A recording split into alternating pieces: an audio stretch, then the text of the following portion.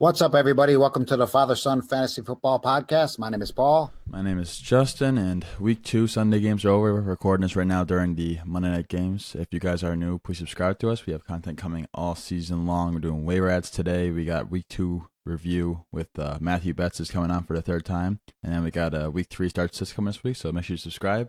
You guys can follow me on Twitter at JustinFSFF, and the podcast Twitter's at FatherSonFF. Follow you back on there, so go make sure you follow us to let us. We'll let you guys know when we go live, and I'll tweet out some other stuff. I'm not going to talk much about week 2 today. We're just going to do waiver wire ads. We know you guys are busy, and this is going to be a short episode to help you guys out and give you guys the information as quick as possible. And we had Kacey Kasem on today. I'll have her Twitter link in the description below. It's at the Kacey Kasem, but she helped us out today to do the waiver ads. Really quick, really easy, not too long, and yeah. Yeah, that was awesome. Always good to have guests on. And before we get to today's episode, Dad, I'd like to shout out to our sponsor, so thequantedge.com. So if you're tired of getting crushed by the pros, DFS players, and sports bettors, listen up. Thequantedge.com has the tools you need to play like a pro. They have a lineup optimizer, injury tool, wide receiver cornerback matchups, head-to-head tool. You're going to be armed with everything you need to win. I used this week in week 2. And I won some money. I was going to play Geronimo Allison. He's a cheap option this week on DraftKings and in the flex spot. Looked up Xavier Rhodes' stats. They both line up on the right side. And I was like, I'm not touching Xavier Rhodes. I'm not going to get near that. So I avoided him. And it looked to do pretty good in the lineup right there. But you can make up to 150 lineups in seconds here. See matchups to exploit. You can compare players to help you make the right decision you're on the fence about at thequantedge.com. You also gain exclusive access to the industry experts, articles, podcast, and the TQE community by participating in the premium membership chat. And we here at Father Son Fantasy Football have a special deal for our loyal listeners. You can use the promo code FSFF. Once again, that's FSFF, 4 letters. Capitalize it, doesn't matter. And you get $10 off your first month. So you got to go to thequantedge.com to sign up today. That's right. Get your free money, guys. Basically free money, and I've won both weeks. I've been profit. It's all about the money, Dad. Profit right? is good. Profit is very good. Double it up. Double that money. That's right. Yeah, so enough further ado. Let's get into this episode, Dad. Let's get into it.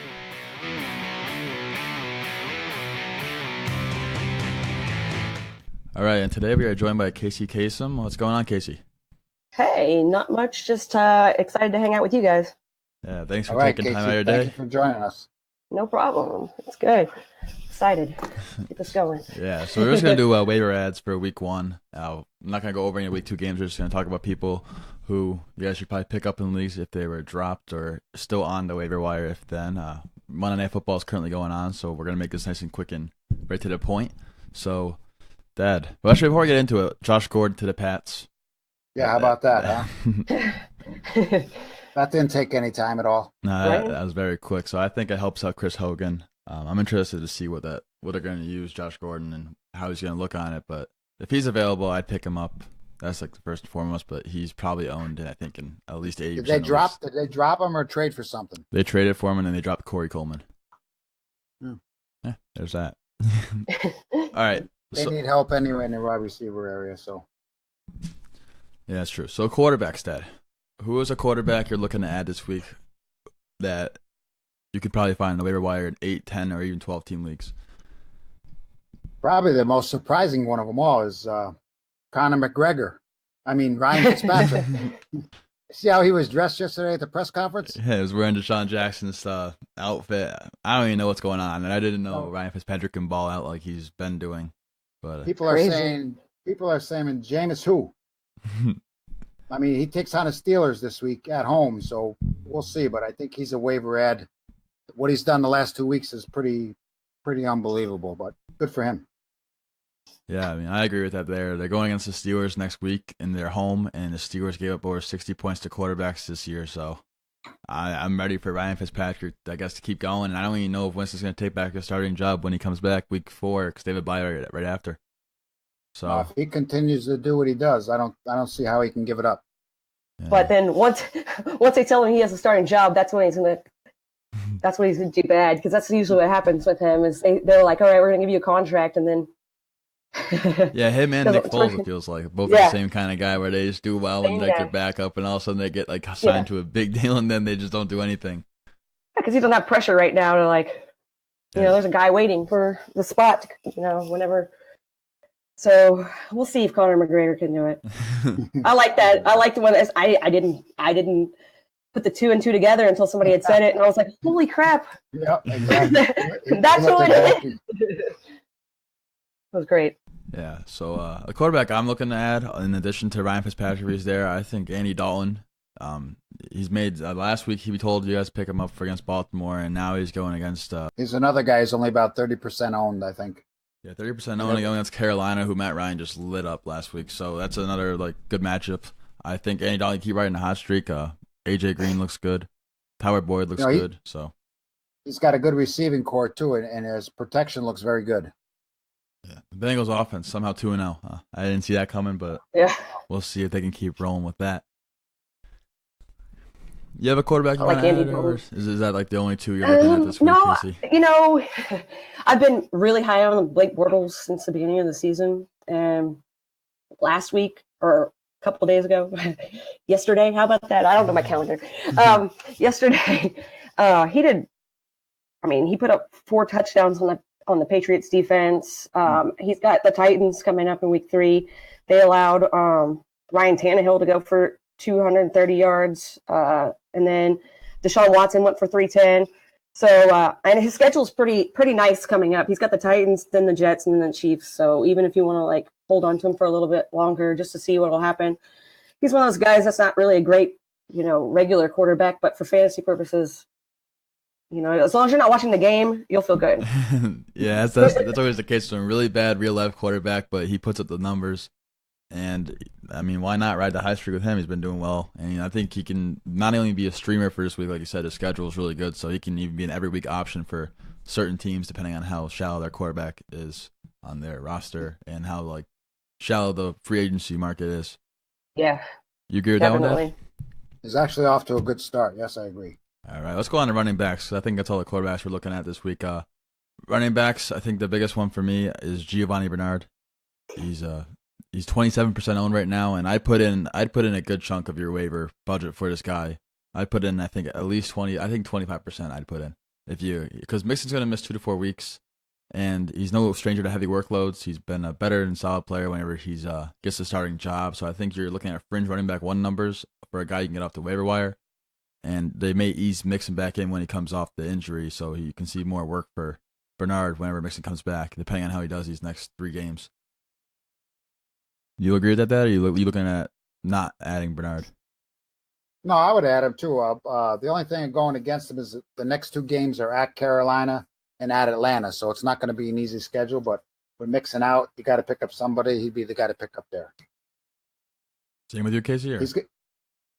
Yeah, I like that pick as well. I know he's going to be the hot commodity this week, but you can get in there and bid the right amount. You are going to have to pay a little to get him. There's going to be a lot of guys trying to go after him. Yeah, I feel like in home leagues, especially where people aren't as smart with their money per se. Because last week, for one of our home leagues, we had a guy put in $100 for James Conner out of $100. So, oh wow, I can see another person maybe doing that for Bernard. I they feel the same way. Especially the Mixon owner probably might be.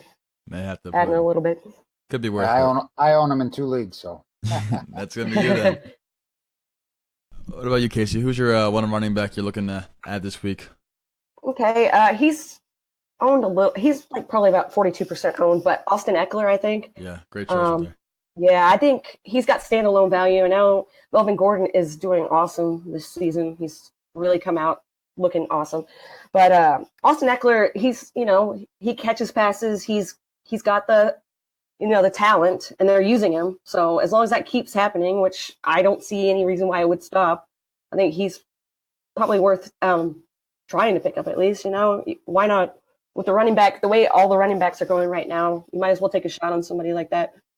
Yeah, he's looking like, this year's Alvin Kamara a little bit. I know I've seen comparisons to Gordon and Eckler being this year's Ingram and Kamara. I can kind of see it. He's really efficient, gets those receiving, and I think he's got 8 yards per carry right now. So I'm down the roll with Austin Eckler.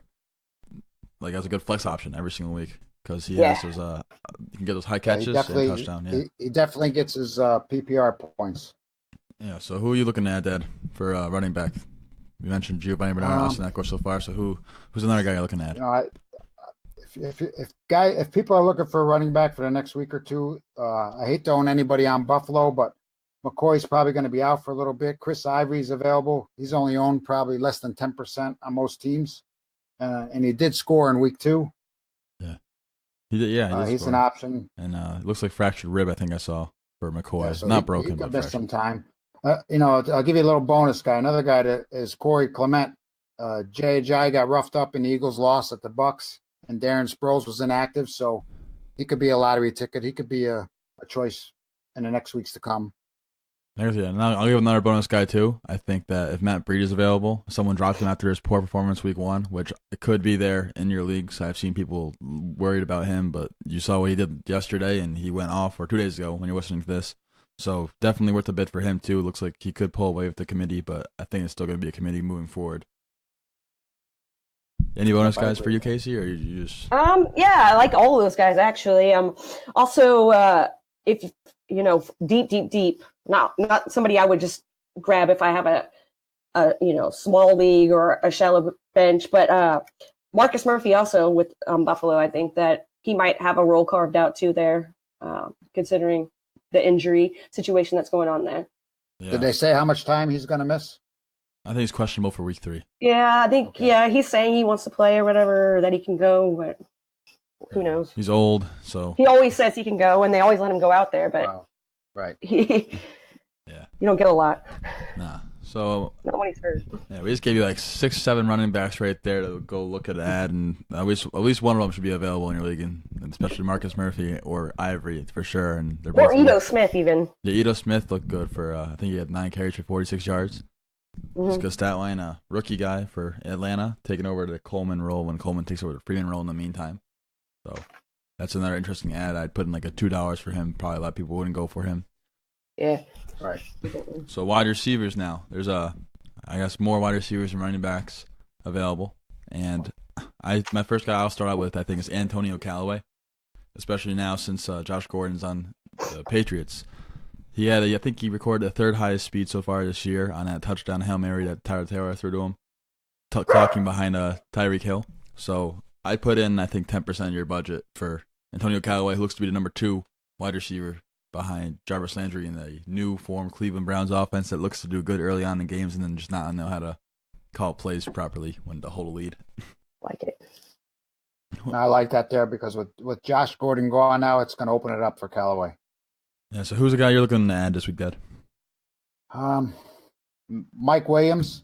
There's a lot of mouths to feed at the Chargers, but Williams has the best size-speed combo and a huge end zone target for Phillip Rivers. He's probably owned by 50% of the people, but a lot of waivers, he's still there. So he'd be a guy to grab. That's true. Who are you looking to add this week, Casey? I think I like John Brown. Yeah, he's still available.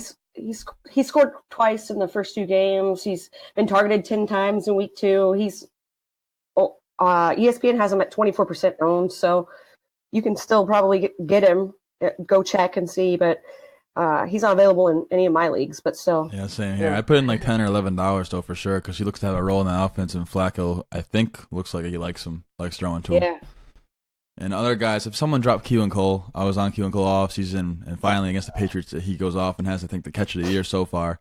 So he's owning 50% of leagues, but if he's there, I put in $30 for him. I wouldn't even be like, I think he's the guy moving forward. It looks great. Deshaun Jackson, another guy who's also 50% owned, but he's worth a nice little ad. Allison's also owned, but I put in a small bid for him if he was still there. And Chris Godwin, too. He also had a touchdown last week. So. That guy there, Godwin, going back to preseason, he has scored in 4 straight games. I mean, his touchdown production has lifted him to, I think he's had 10-plus fantasy points in each game so far. He's had a touchdown in his last 3 games he's played in, so going back 2017. There's good long-term upside with him. Yeah, for sure. And then I saw these 2 players are both 60% owned. That's Kenny Galladay and Quincy Enunwa. If you please just make sure that gets up to like 85% owned. And I put in $30 for each of them. Looks like Enunwa's getting targeted at least 8 times every game. So, and Darnold missed him wide open in the end zone 1 play. Another guy I also looked to add is Tyler Boyd. He looked like to get exactly what I was gonna say. targeted heavily by Dalton in last week's game against the Ravens, and so he's only 2% owned in the league. So I'd put in $10 for him. That's a decent amount just to secure it. Looks to be number 2 in his offense behind AJ Green, and now with Mixon out, I can see him using more targets to the wide receiver. Thoughts on that one, Dad? No, those are all good picks. All good picks. We got another guy you want to add, or is those the wide receivers we're looking at? I don't know. Taywan Taylor, maybe. Taywan Taylor, he did have a touchdown. He's got good speed and an opportunity. I mean, the Titans' offense looked ugly on Sunday, but when everyone's healthy, I think he's a guy to look at. Yeah, Taywan Taylor. I was on him all offseason. I had to drop him in one league, unfortunately, because I had to pick up a backup tight end because my tight end got injured, but it happens. Me too. I had to do that too. It's rough. I mean, I think a lot of people were hurting in the tight end. Yeah. Yeah. So, there's that. I think Corey Davis is a good buy low. Speaking of tight ends, just because he's had, I think, 35% target share in both games so far. Doesn't really matter who the quarterback is. It looks like he's just going to get fun all the targets. So hopefully those targets turn into better numbers than he's been putting up. But he's a guy I'd look to add. So, and then the last position we're going to go over is tight ends. So, I mean, tight ends still, there's not a lot on the waiver wire. Tight ends a very ugly position this year. It's just disgusting. Like Gronk had 3.5 points in full PPR yesterday, and that was disappointing. But that was disappointing. I mean, tight end's so bad. I mean, if Jared Cook is still there, please add him. He should be owned, I think, at least 80% of leagues. Ben Watson, I'd put $1 in for him. He's owned in 50% of leagues. And Eric Ebron's owned in 55% of the leagues. I'd put in $1 for him. Jonnu Smith did not have a catch this week. I was a little upset by that. I think part of that could be because of Blaine Gabbert, maybe. I don't know. But I think the one tight end that's available in 90% of leagues, Jesse James. Yep.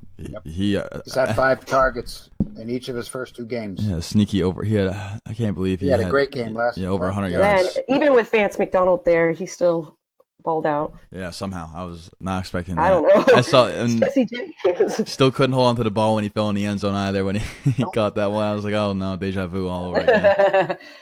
Any other tight ends either of you looking to add? But it's really ugly position. Yeah, it's ugly. It's kind of hit or miss. You just gotta have to take a shot on it and hope for the best. Like Austin Seferian-Jenkins, maybe he had a touchdown. Yeah, you're just hoping for a touchdown. It's kind of hard to predict those. So. Yeah, a lot of those guys are very touchdown dependent. Even the ones that get you points every week, they're really touchdown dependent. So you could take a shot on O.J. Howard. There's a guy with tons of talent, but I don't think he gets enough opportunities because that offense already has 3 great receivers. So that's the only thing lacking with him. But if you need a tight end, take a shot. He's a guy that's probably still available. Yeah, I mean, O.J. Howard, I wish they cut Cameron Brate because the guy is very athletic and he's a good vertical field stretcher, but teams want to keep players for certain reasons that we can't understand. And the last question, I think that's all we have today for the waiver ads, but the last question I have for both of you is when do you think Le'Veon Bell's coming back? You think it's week 10 or you think it's soon? I don't think it's till week 10. If he's held out now, why come back? Yeah. That's true. Why would he come back? Yeah, I think he's going to hold out the whole time. He'll come back in 10 and it's crazy. I know. It's just like I don't know what he's doing. I mean, I get it from his standpoint of just trying to stay healthy for a better free agent market next year, but it's very annoying especially for fantasy owners who drafted him with the top 4 pick. Well, I only drafted him in 1 league, but even then it felt weird to do. I don't know. He dropped so far though, and once the news broke that he wasn't going to come play week 1, so if you drafted after that news broke, then I mean you could get him really crazily. Like I think he went on 10. It's just and James Conner, you're like, oh, thanks. You're doing all right. He's putting up solid numbers for that's what Pittsburgh's saying right now. Yeah, exactly. So like I see what Bell's trying to do, but at the same time you're not doing yourself any favors letting this young kid basically do crazy stuff. It was the same whenever they have to put it back up for him whenever he's injured or whenever he's suspended. Those guys produce too. So it's not like this is the first time this has happened. Yeah, right. I'm still, I guess, shocked. I mean, would you guys consider Le'Veon Bell a buy low candidate, possibly, or not yet?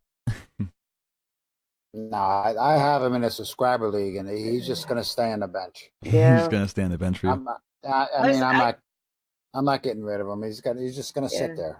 I can't think of any kind of trade that I want to do where I'd give up somebody that I have that could possibly, burst onto the scene or whatever. Let's say Connor keeps doing well. He comes back in week 10. I wouldn't play him. Yeah, I don't know. That's also another thing. We don't know if they're going to give Bell the full workload. You probably expected they would, but I don't know. I bet they would do. Yeah. But who knows? It's a crazy situation. Very crazy. That sums it up for today's waiver wire episode. We also gave you a little bit of a Le'Veon Bell outlook, talked about Josh Gordon at the beginning a little bit. Where can they find you on Twitter, Kacey? Okay, you guys can find me at Kacey Kasem. The first name's Kacey and then Kasem. I'll have that link in the description below, so make sure you go follow her. She knows her stuff. I don't like how people always say that girls don't know sports. That's another thing. That's another topic for another story. We got that whole thing this weekend. No, it's fine. Kacey definitely knows her stuff, and definitely worth a follow on Twitter. So make sure you guys go follow her there. All right, thanks for coming on the show today, Kacey. Not a problem. Thank you. Thank you, Kacey. No problem. All right, yeah, and that does it today for the waiver wire episode. Make sure you guys go follow Kacey on Twitter. You follow me on Twitter again at JustinFSFF, and the podcast Twitter is at FatherSonFF. I'll have it all linked in the description below. And make sure you go to thequantedge.com to sign up today. Use promo code FSFF. It helps us out, helps you out. You get free money to put in the DraftKings or FanDuel, whatever you prefer.